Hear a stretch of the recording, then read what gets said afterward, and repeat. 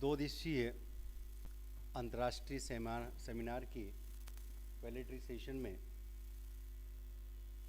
मंच पर आसीन प्रोफेसर विजय लक्ष्मी चौहान मैडम, जिनका आशीर्वाद हमेशा बना रहा है इस विश्वविद्यालय के ऊपर, काफ़ी पदों पर आप सुशोभित रही और विश्वविद्यालय में एक एकेडमिक वाइब्रेशन जो पैदा आपने की है, उसके साथ एडमिनिस्ट्रेटिव वाइब्रेशन को पैदा करना हर किसी एकेडमिशियन के बस की बात नहीं होती है।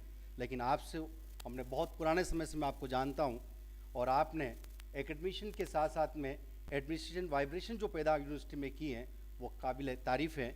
और ऐसे शख्स हमारे पास आज विराजमान है professor Vijay Lakshmi Chauhan, professor Drishti Solanki, chief guest of the function, dean college of community and applied science MPUT। We have doctor Dolly Mogra, workshop के सूत्रधार हैं। और यदि डॉली मोगरा के बारे में यदि कहूँ मैं, NEP का क्रियान्वयन 2020 में हुआ है और जिन प्रिंसिपल के साथ NEP का इम्प्लीमेंटेशन किया जा रहा है वो ऑलरेडी डॉली मोगरा पहले ही अप्लाई कर चुकी है। दो इंपॉर्टेंट एस्पेक्ट्स जो NEP में होता है, एक सबसे बड़ा है क्रिटिकल थिंकिंग और दूसरा स्किल।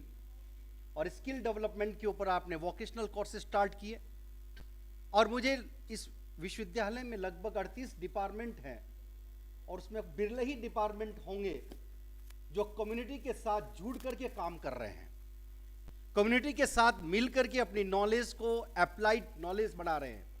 हम लोग क्लासरूम में बहुत पढ़ाते हैं, अच्छा लेक्चर्स देते हैं, लेकिन नॉलेज का एप्लीकेशन जब तक नहीं आएगा उसकी रियल सेंस नहीं आ सकती है। The applicability of the knowledge is the big challenge for the universities. और यूनिवर्सिटी के पीछे होने का जो मेन कारण होता है वो यही मानता हूं मैं, क्योंकि हमारे यहाँ इंडस्ट्री और एकेडमी के बीच का जो डिस्टेंस है वो बहुत ज़्यादा होता जा रहा है। लेकिन जब से मैंने आपको देखा, क्योंकि नेक का विजिट मैंने 23 में करवाया था, उस समय भी नेक की टीम ने भी इनकी पूरी प्रशंसा की थी, क्योंकि इतना जो काम किया है ये काम और देखने को नहीं मिलता है। आप खुद लगी रहती हैं और बच्चे को भी आप लगाते रहते हैं और जो स्किल डेवलपमेंट का काम आप कर रहे हैं, वर्कशॉप कर रहे हैं, जो काम कर रहे हैं वो आप अच्छा काम कर रहे हैं और NEP की धारणा के अनुसार काम कर रहे हैं, तो निश्चित रूप से नेक्स्ट नेक टीम में हमें बहुत अच्छा इसका स्कोर मिलेगा, ये मैं दावे के साथ कह सकता हूं। और ये मैं इसके लिए डॉली मोगरा को भी साधुवाद और धन्यवाद देता हूं। हमारे बीच डॉक्टर श्वेता,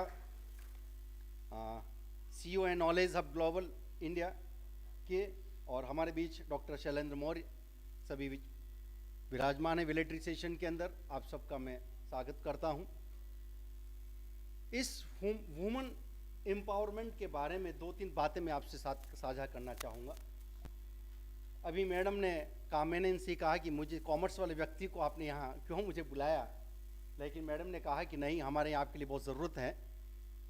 नहीं, आने के बाद मुझे थोड़ा सा आपके डिस्कशन से पता लगा कि आज समाज के अंदर यदि मैं वुमन की स्थिति को देखता हूँ इस कॉमर्स स्टूडेंट की तरह, तो आप बहुत पुरानी आदिवासी महिलाओं की बात कर रहे हैं, आप बहुत बैकवर्ड महिलाओं की बात कर रहे हैं।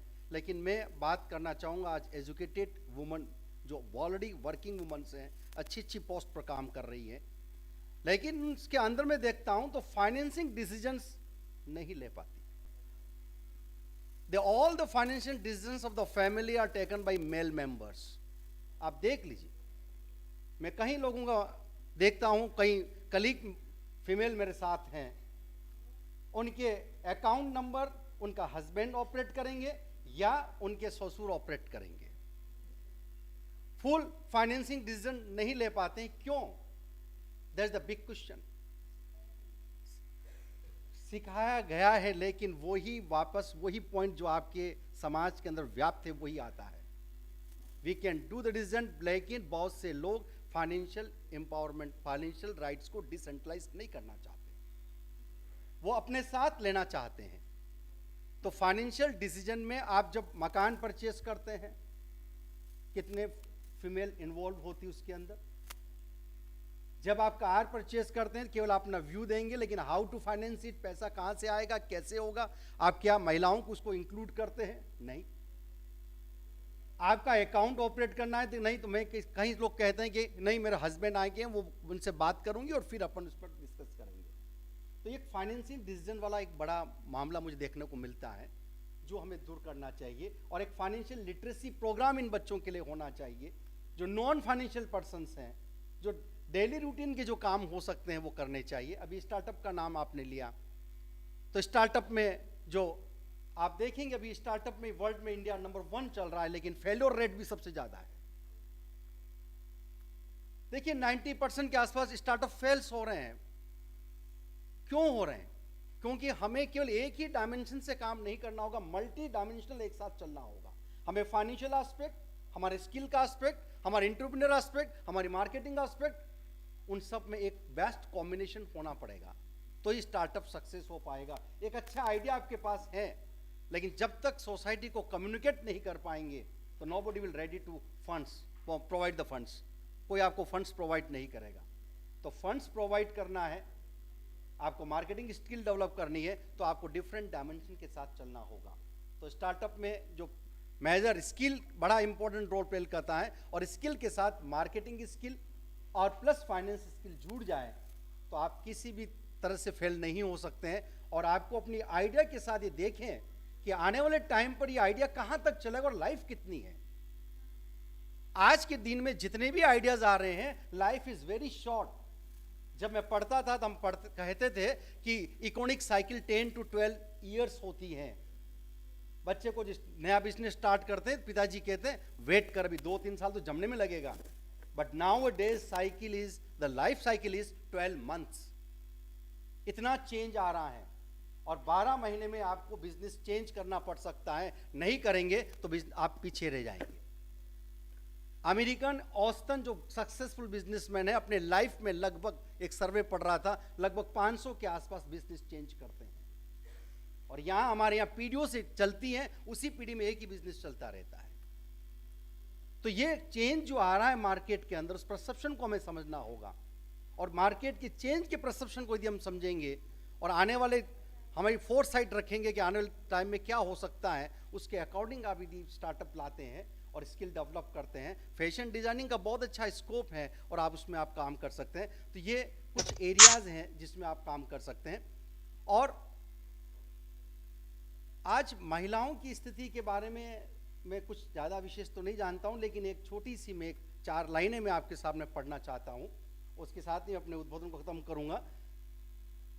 क्योंकि यदि किसी का रुकावट रोकना है उसको, तो उसको आदर्श की एक ऐसी स्थिति में बैठा दीजिए कि वो अपने प्रोग्रेस की सभी स्थितियां वो जाकर के खत्म हो जाती हैं। तो एक 4 लाइन में आपके सामने आपके सामने, मत कहो मुझे अच्छी संस्कारी कि दुखने लगे है जकड़े पंख। मत कहो मुझे अच्छी संस्कारी कि दुखने लगे हैं जकड़े पंख। लुभाता है आसमान का न्योता, बख्शो है परमपिता। मत बनाओ देवी आंगन की तुलसी कि जड़ता नहीं गतिशीलता की चाह है। तय है मंजिल है और सामने लंबी राह है। शाम ढलते ही लौट आऊं घर, यह सब हो नहीं सकता, बख्शो है परमपिता। ये कुछ बात दिमाग में जो आई मैंने आपके साथ शेयर करने की गई, क्योंकि समाज में स्थितियां उसी तरह की हैं। हम उसको मॉडर्नाइजेशन के नाम पर, थॉट के प्रोसेस पर उसको आगे बढ़ने की बात तो कहते हैं, लेकिन पिछली टांग पकड़ के रखते हैं। तो जो फ्रीडम हमें चाहिए वो फ्रीडम मिल नहीं रही है। तो महिलाओं को भी वो पूरा फ्रीडम मिलना चाहिए, खुला गगन मिलना चाहिए। छोड़ दीजिए क्या बुरा और क्या अच्छा। नैतिकता की परिभाषाएं समाज के साथ, समय के साथ परिवर्तित होती हैं। होने दीजिए, उसको स्वीकार करिए। और क्या सही और क्या अच्छा है, बच्चे से ज़्यादा और कोई नहीं समझ सकता है। पिता भी नहीं समझ सकता। खुद भी अच्छा समझती है कि क्या गलत और क्या बुरा है, वो अच्छा समझ सकती है। निर्णय आप ले सकते हैं, ये पूरा आपके पास है। तो मैं तो यही ईश्वर से दुआ करूंगा कि आप बहुत ऊंचाई छुएं, आकाश गगन छुएं और एक खुले पक्षी की तरह दौड़ें और जितना काम आप कर सकते हैं करने की कोशिश करें। Thank you very much.